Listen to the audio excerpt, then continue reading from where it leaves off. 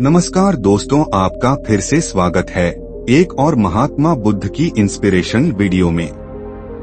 दोस्तों, यह वीडियो खासकर औरतों के लिए है, क्योंकि इस कथा में महात्मा बुद्ध ने बताया है कि औरतों के विधवा होने की असली वजह क्या होती है और इनसे कैसे बचा जा सकता है। दोस्तों, एक गांव की स्त्री और उसका सूना जीवन। बहुत समय पहले की बात है।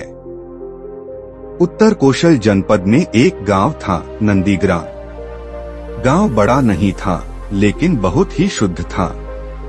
वहां की मिट्टी में गाय के दूध की मिठास थी और लोगों की भाषा में विनम्रता।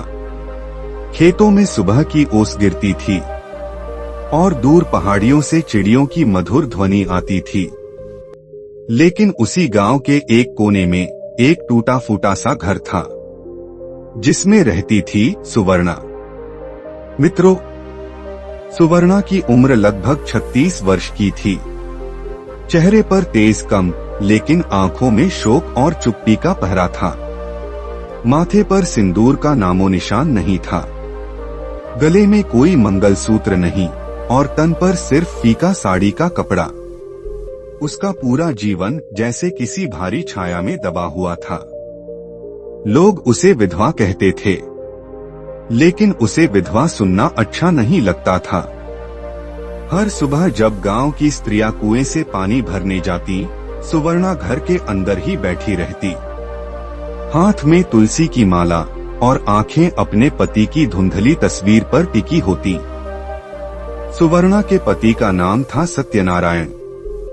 गांव में एक ब्राह्मण था, धार्मिक, संयमी, सत्यवादी। लोग कहते थे, ऐसे पुरुष सौभाग्य से मिलते हैं। लेकिन उस रात जब सुवर्णा ने उसे गर्म दूध देकर सुलाया, लेकिन सुबह वह कभी नहीं उठा। ना कोई बीमारी, ना कोई झगड़ा, ना कोई जहर, बस एक ही बात सबके होठों पर थी, सत्यनारायण मारा कैसे?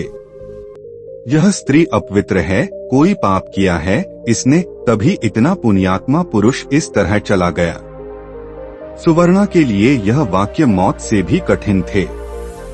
उस दिन से सुवर्णा गांव में अपवित्र मानी जाने लगी। कुएं पर उसके घड़े से कोई औरत पानी नहीं भरती। मंदिर में वो जाती तो घंटा रुक जाता। बच्चे उसे देखकर रास्ता बदल लेते। लेकिन उसके मन में सिर्फ एक प्रश्न था, क्या मैं सचमुच दोषी हूँ? क्या कोई ऐसा पाप था जो मैंने किया? क्या स्त्रियां ऐसा कुछ कर सकती हैं जिससे उनके पति की मृत्यु हो जाए? दोस्तों, एक दिन गांव की सीमा पर एक पुराना बृहद पीपल का पेड़ था। वहां 4 वृद्ध स्त्रियां बैठी थीं। सबकी मांग सूनी, आंखें लाल और जुबान पर एक ही विषय कि हमारी गलती क्या थी। पहली औरत विमला बोली, मैंने कभी अपने पति को ताना मारा था। उसकी गरीबी पर हंसती थी, शायद वह बात उसकी छाती में चुभ गई होगी। दूसरी औरत दामिनी बोली, मैं तो सबका ख्याल रखती थी, लेकिन एक बार अपने देवर की ओर आकर्षित हो गई थी। शायद वह सोच मेरे जीवन की सबसे बड़ी भूल थी। तीसरी औरत रेणुका बोली, मैंने अपने पति से कभी प्रेम से बात नहीं की, सिर्फ पैसा चाहती थी, सारा जीवन उसे नीचा दिखाया।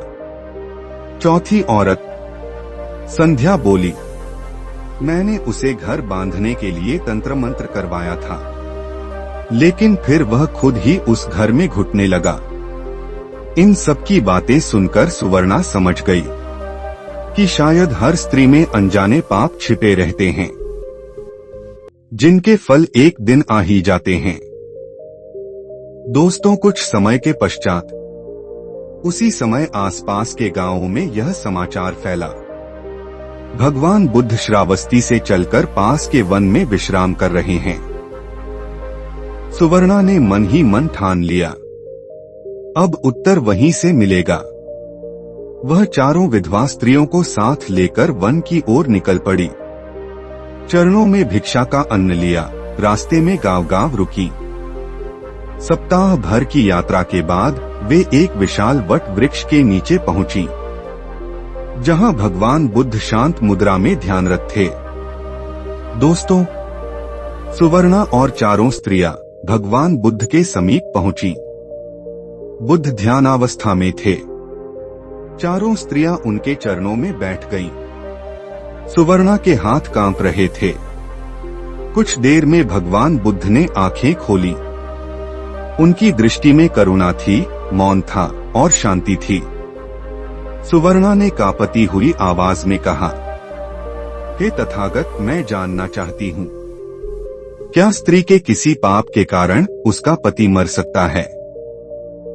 बुद्ध मौन रहे। फिर उन्होंने आंखें उठाईं और बोले, हे भिक्षुवृंद, सुनो। आज हम उन पापों की बात करेंगे जो स्त्रियों को अनजाने में विधवापन की ओर ले जाते हैं। पहला पाप, कटु वाणी और पति का अनादर। स्त्री के शब्द अग्नि के समान होते हैं। यदि वह अपने पति को दिन रात अपमानित करे, तिरस्कार करे, तो उसका आत्मबल टूट जाता है और यह आत्मबल के टूटने से देह भी गिर जाती है।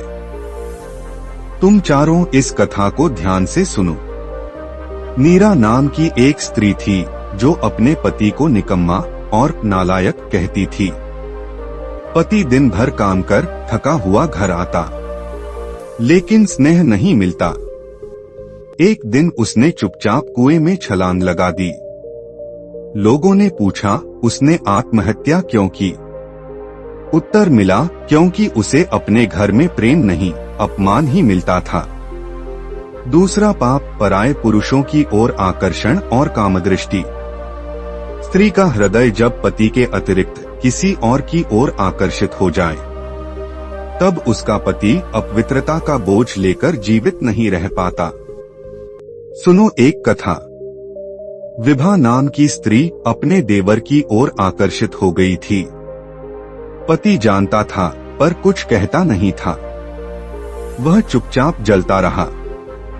एक दिन उसने व्रत का उपवास लिया और उसी व्रत में शरीर त्याग दिया। तीसरा पाप, पति की कमाई में असंतोष और लोभ। जिस स्त्री को कभी संतोष नहीं होता, जो पति की कमाई को हमेशा तुच्छ माने, वह पति को आत्मग्लानि से मार डालती है। बुद्ध ने उन चारों औरतें को एक और उदाहरण दिया। कमला नाम की स्त्री हर दिन कहती थी, तुम अमुक के जैसे क्यों नहीं कमाते? क्या मैं हमेशा झोंपड़ी में रहूंगी? पति ने दिन रात काम किया, लेकिन कमला का असंतोष कम न हुआ। एक दिन उसने चुपचाप विष खा लिया और अपने जीवन से समाप्ति ले ली। चौथी पाप, वशीकरण, तंत्र और संदेह। प्रेम में यदि भय हो तो वह प्रेम नहीं, बंधन है। जो स्त्री पति को वश में करने के लिए तंत्र करती है, वह दरअसल उसे मार रही होती है। बुद्ध ने इसका भी एक उदाहरण दिया।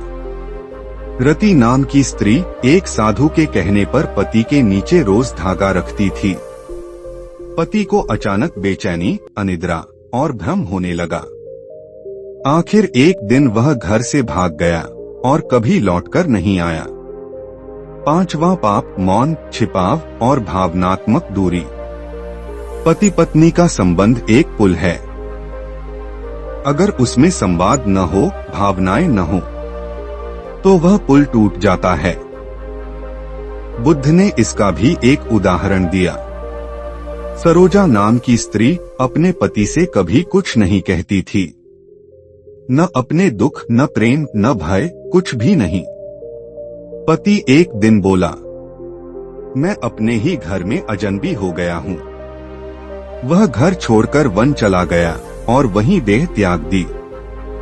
दोस्तों, सुवर्णा अब तक बुद्ध के चरणों में नतमस्तक थी।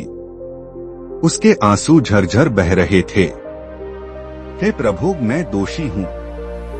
मैंने भी अपने पति से कई बार असंतोष जताया था।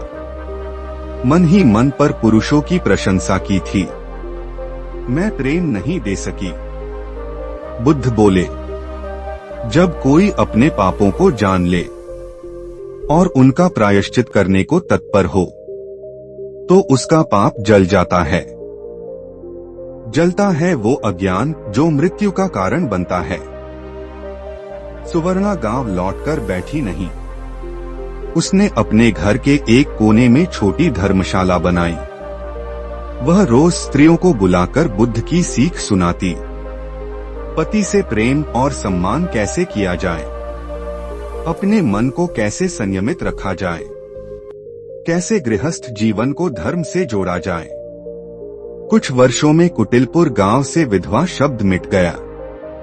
पति पत्नी के बीच संवाद, सम्मान और धर्म का मेल बन गया। मित्रों, कुछ वर्षों बाद बुद्ध फिर उसी गांव में आए। बुद्ध ने देखा, स्त्रियां अब मुस्कुरा रही थीं, पति अब शांत और संतुलित थे और सुवर्णा अब विधवा नहीं, गुरु माता कहलाती थी। बुद्ध ने अंतिम वाणी दी, स्त्री का धर्म पुरुष का जीवन है। यदि स्त्री अपने पापों को पहचानकर जीवन सुधारे तो वह अपने ही नहीं, पति के भी प्राण बचा सकती है। और यदि वह अज्ञान, अहंकार और वासनाओं से भरी हो तो वह पति की मृत्यु का कारण बन सकती है। 5 पाप जो स्त्रियों को विधवा बना सकते हैं। नंबर 1, कटु वाणी व तिरस्कार आत्मबल को समाप्त करता है। नंबर 2, परपुरुष आकर्षण आत्मसम्मान नष्ट करता है। नंबर 3, लोभ व असंतोष आत्महत्या का कारण बनता है। नंबर 4, तंत्र और वशीकरण भय और अनिद्रा से मृत्यु लाता है। नंबर 5, मौन और दूरी मानसिक अकेलापन विछोह आदमी को अंदर से तोड़ देती है। विधवापन एक स्त्री की पीड़ा नहीं बल्कि समाज और संबंधों के विघटन का परिणाम भी हो सकता है। बुद्ध कहते हैं, अपने भीतर का अंधकार देखो, तभी जीवन में प्रकाश आएगा। दोस्तों, आपको भगवान बुद्ध की ये वीडियो कैसी लगी कमेंट करके जरूर बताएं। और आपको सुवर्णा की कहानी पसंद आई हो तो वीडियो को एक लाइक जरूर करें। और ऐसी ही ज्ञान से भरी प्रेरणादायक वीडियो देखने के लिए हमारे चैनल बुद्ध ज्ञान को सब्सक्राइब जरूर करें। नमो बुद्धाय नमः।